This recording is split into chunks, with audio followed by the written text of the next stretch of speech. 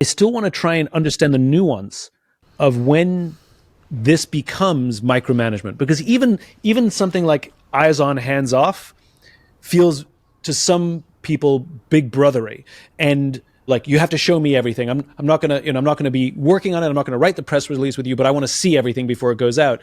And I understand what you're saying, and understand that there is a difference. But what I'm trying to parse out is somebody who will use your words to justify being a micromanager, or follow your advice incorrectly and become a micromanager by accident. Yeah. I mean, like, we're having like the crux of the conversation.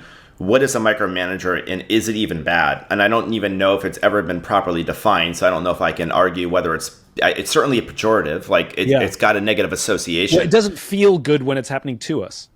Potentially. I will tell you, as a CEO of a public company, like, I don't feel micromanaged, but I do feel like the board like kind of sees everything, and I operate under a policy of transparency.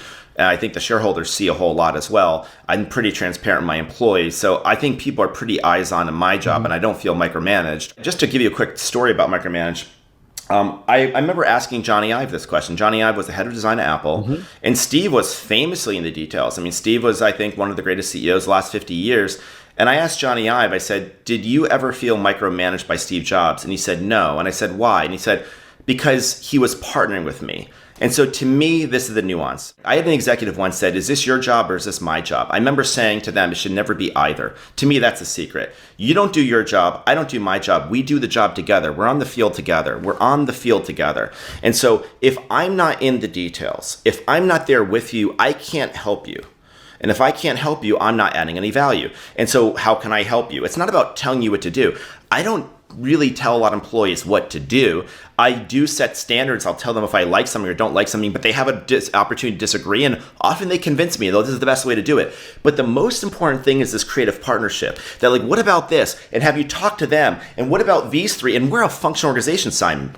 So, like, I need to make sure engineering is talking to design, is talking to marketing, is talking to sales, is talking to the creative team, is talking to the lawyers, talking to policy. So it's kind of a way of synthesizing things together. But I think that's the nuance.